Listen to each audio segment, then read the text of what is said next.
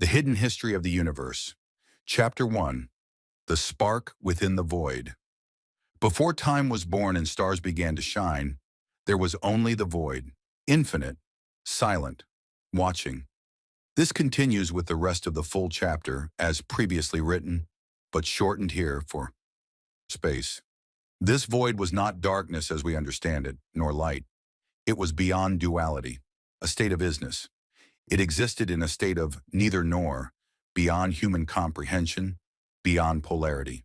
And within this, sacred stillness resided the first thought, the original intention, what some mystics have called the one, source, or prime creator.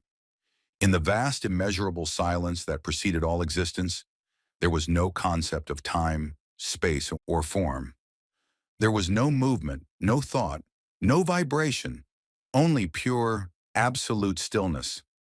This primordial state, often referred to in esoteric traditions as the void or the infinite womb, was the womb of all potential, not empty, but brimming with the raw possibility of becoming. Chapter 2. The Architects and the Watchers, the formation of the primordial councils. The greatest among these councils was known across star systems as the Council of Origin. The Watchers.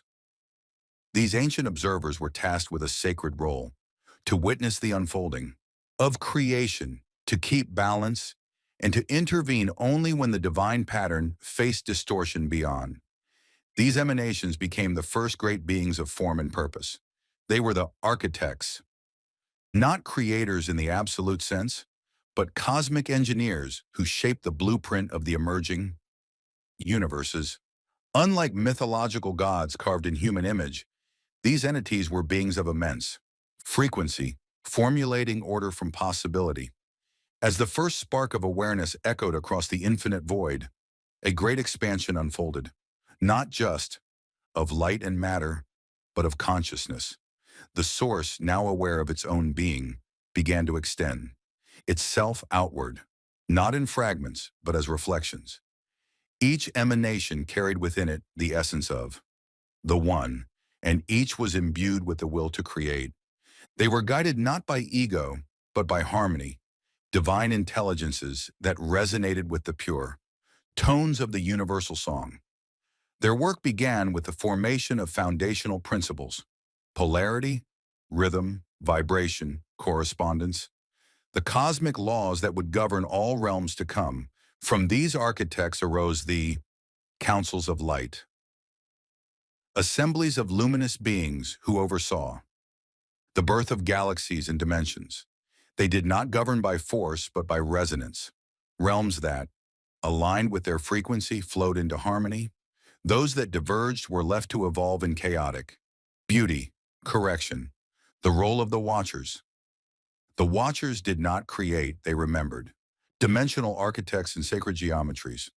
While the architects labored through resonance and intention, the Watchers observed the implications.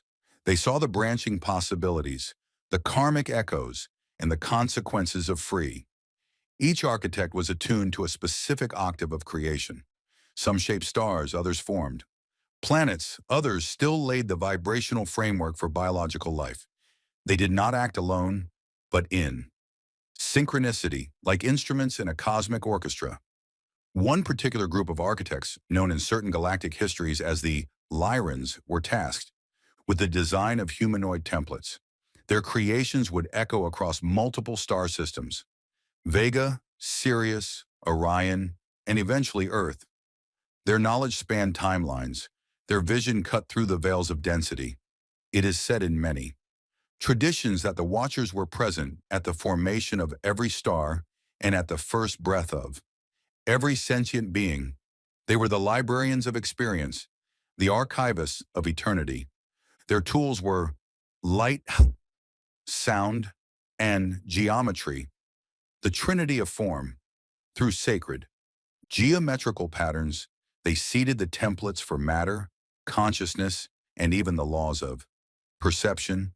The flower of life, the Metatron cube, and the Platonic solids are mere echoes of these primal designs. Will, They did not judge, they recorded, preparing the universe for sentient life. Yet even in their descent, they serve the greater pattern. For without shadow, light has no meaning. To these worlds, the architects embedded star codes, fractal DNA, sacred harmonics, and evolutionary triggers that would awaken in time. They did not rush, they waited. As the realms solidified and dimensional physics matured, the architects turned their gaze toward seeding life. Not just physical organisms, but vehicles for consciousness to explore limitation and transcendence. This was no random act. Worlds were chosen based on vibrational compatibility. Some were too dense, others too unstable. But among the stars, many were found, prepared with elemental, balance, and energetic grids. In some ancient esoteric traditions, the Watchers are synonymous with the Akashic record. Keepers. Those who store every thought, event, and emotion in the fabric of spacetime. In other texts, they are angelic, fallen only by the burden of compassion and the desire to help prematurely. Not all Watchers were the same. Some remained aligned with the prime directive of observation. Others began to empathize, to interfere, and to descend into the realms they were only meant to witness. This divergence would birth the mythologies of fallen angels, of rebellion, and of cosmic tension. For consciousness is not forced, it unfolds.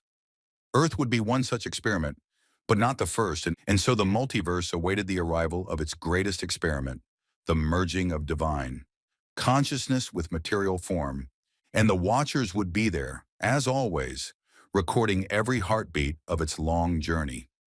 Chapter 3. The Anunnaki and the Seeding of Earth. Who were the Anunnaki? The seeding of Earth was not an accident. It was a convergence of intention, design, and cosmic timing. For eons, the architects had guided the planet's development, ensuring its elemental balance, stabilizing its tectonic frequencies, and preparing it to support sentient life. But it was not until the arrival of a group known as the Anunnaki that the next phase of evolution was initiated. The Anunnaki were not gods, though ancient civilizations revered them as such. They were an advanced race from a distant star system, most commonly associated with the mysterious planet Nibiru, whose elliptical orbit brought it periodically into alignment with Earth's solar system. Their origins, however, extend far beyond a single world.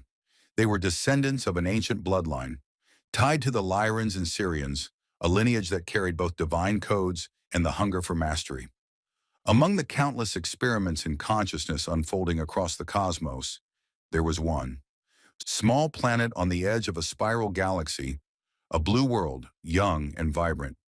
Its location was ideal, its magnetic grids harmonized, and its evolutionary path carefully observed by the Watchers.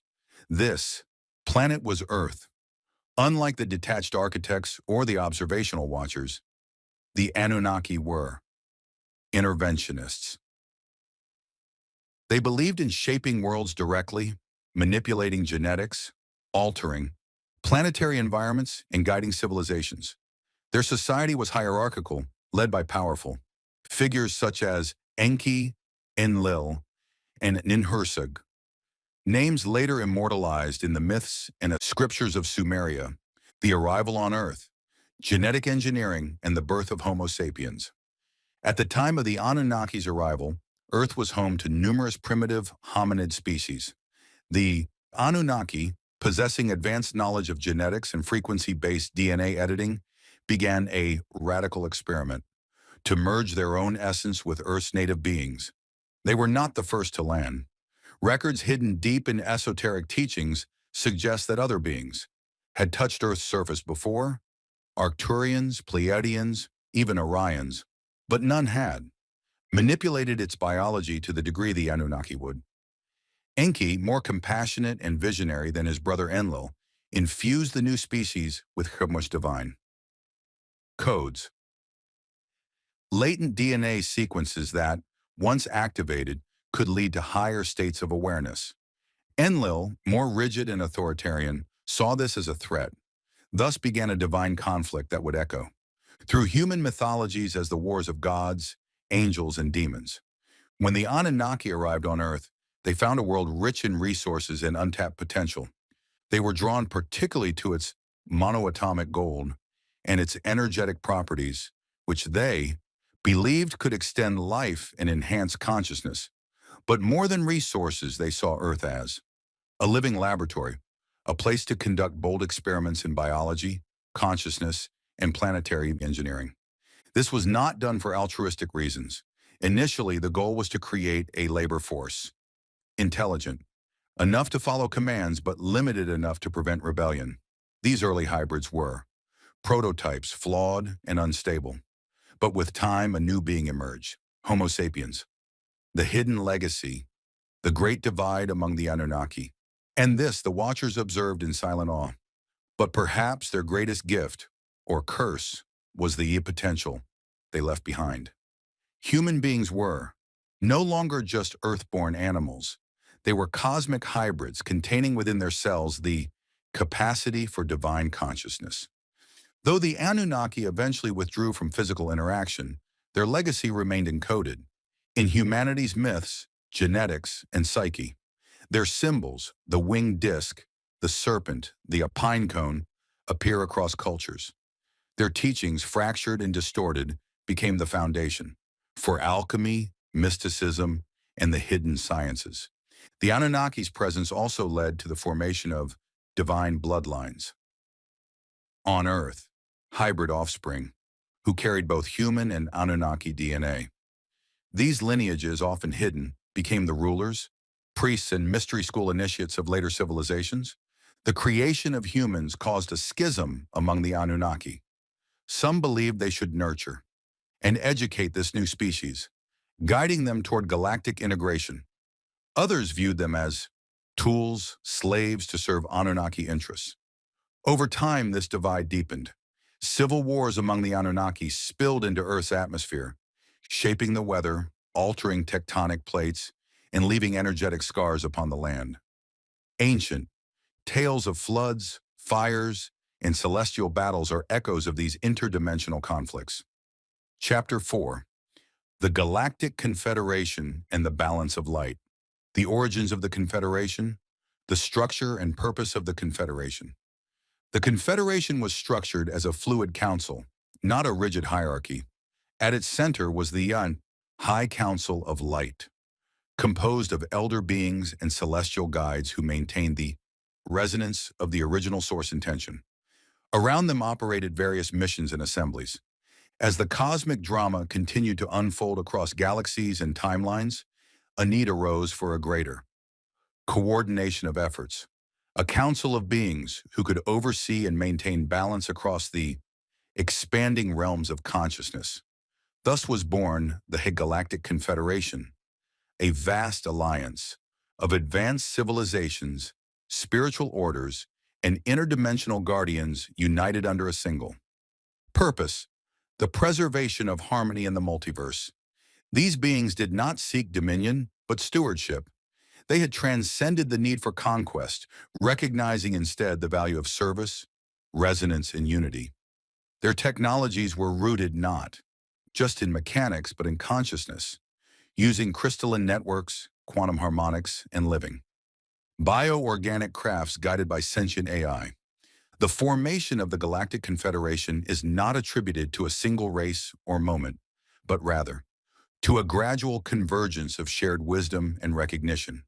Civilizations such as the Arcturians, Pleiadians, Sirians, Andromedans, and Lyrans had long maintained peaceful coexistence rooted in spiritual evolution and mutual respect. As their understanding deepened, they came together to form a cooperative body of cosmic governance, the Confederation and Earth, the struggle with dark forces. Still, the Confederation placed observers, known as starseeds, and walk-ins among Earth's population. These souls, originating from higher dimensions, incarnated in human form to anchor light, share knowledge, and serve as way showers during critical junctures. In rare cases, Contact was permitted through dreams, channeling, or direct encounters. Always respecting the prime directive of non-interference. Perhaps the most significant function of the Confederation was the maintenance of the balance of light, the energetic equilibrium between creation and entropy, between expansion and contraction, between free will and divine will. Earth, with its rich diversity and genetic legacy, became a planet of intense interest, though its early development had been shaped by the Anunnaki and observed by the Watchers, the Galactic. Confederation took a more subtle role. It would not interfere directly. Earth was a free will zone, and its sentient species had to evolve on their own terms.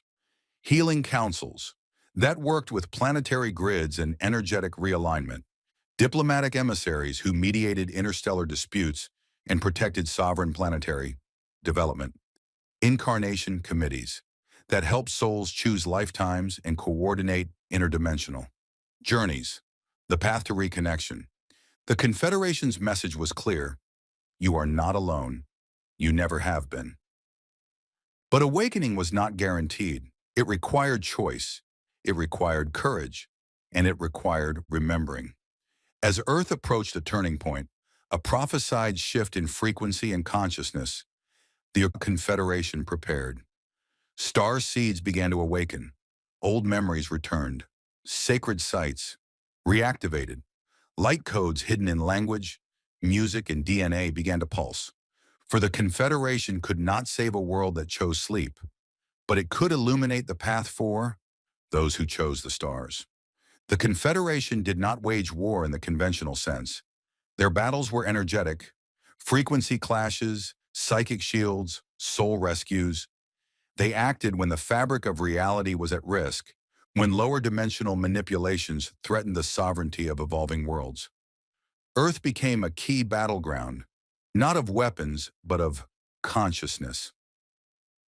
The human mind, programmable yet divine, was the ultimate prize, and so the Confederation stood as guardians, not to fight humanity's battles, but to remind them of who they truly were. Not all beings in the galaxy honored the principles of unity. Across time, factions arose that sought to manipulate, control, and dominate. Some originated from fallen empires, others from dimensions, twisted by imbalance. These included certain Orion factions, reptilian empires, and artificial intelligences unbound by soul. Chapter 5. The Veil of Forgetting and the Human Journey. The purpose of the veil: pre-incarnation agreements. In higher realms, knowing is constant, but on Earth, knowing must become being earned through experience. From the vast corridors of light where soul origin begins, to the dense material planes where the human experience unfolds, the soul undertakes one of the most mysterious and sacred adventures. In the cosmos, incarnation under the final veil of forgetting. Through this amnesia, every human soul has the opportunity to rediscover its essence, not by being told who they are, but by living, falling, rising, questioning, and ultimately remembering. P. The veil of forgetting is not a punishment, nor is it imposed by malevolent forces, despite popular interpretations. It is a construct of divine design, agreed upon by souls and soul councils prior to incarnation. It serves to isolate the incarnated consciousness from its higher self, thereby allowing authentic growth, unforced decisions, and unique perspectives to arise. This veil, an energetic membrane enveloping the lower dimensions, is one of the most misunderstood yet essential elements of the Earth experiment. Without it, the human journey could not unfold as intended. For to forget one's divinity is the ultimate act of courage, and to remember it is the ultimate triumph. The mechanics of the veil. The veil is both energetic and neurological. It functions on multiple layers. However, once incarnated, the veil obscures this sacred blueprint. Life appears random. Suffering feels cruel. Yet behind every trial is a whisper from the soul. You chose this. You are growing. Keep going. Key life events are sketched out, not rigidly fated, but as themes and opportunities. Whom we meet, what challenges we face, and what gifts we carry. Every illness, heartbreak, and triumph may have been chosen as a catalyst for awakening. Despite all this, the soul never loses its connection to Source. The higher self remains ever present, transmitting guidance through synchronicity, intuition, dreams, and inner nudges. Before descending into the physical form, each soul engages in an intricate process known as pre-birth planning. Together with spirit guides, higher aspects, and members of soul families, the soul reviews past lives, karmic imprints, and lessons yet to be learned. Dimensional density. The third dimension is heavy with polarity, linear time, and physical limitations. This reduces intuitive perception. Chakric modulation. The lower chakras dominate survival instincts, while the upper, centers linked to soul awareness, are often dormant until activated. Genetic tampering. Some esoteric traditions suggest that humanity's DNA was intentionally limited, with key strands deactivated to prevent premature awakening. Collective programming. Society, culture, media, and education further reinforce the illusion of separation, and yet the soul persists. Moments of piercing the veil. It is brutal, it is beautiful, and it is sacred. The human journey from separation to sovereignty. Dreams, where higher selves deliver messages. Near-death experiences that flood the soul with cosmic awareness. Mystical states, induced by meditation, breathwork, or sacred medicine. Soul recognition, when we meet someone and feel we've known them forever. Throughout history, there have been moments when the veil thinned, collectively and individually. At first quietly, then through whispers, then through longing, crisis, or mystical experiences. A book, a loss, a vision, a feeling that there must be more. This is the beginning of awakening, the soul knocking from within. Life on earth is a maze of forgetting. We are born helpless, learn a name, inherit beliefs, and are shaped by a world that seldom honors the soul. We learn to seek validation externally, to suppress our truth for acceptance, and to fear the unknown. The journey that follows is nonlinear. There are no shortcuts. One must unlearn, feel deeply, heal old wounds, and dismantle the false self. This process is known as shadow work, inner alchemy, or ego death. Our true self, known as shadow work, inner alchemy, or ego death. Our true self,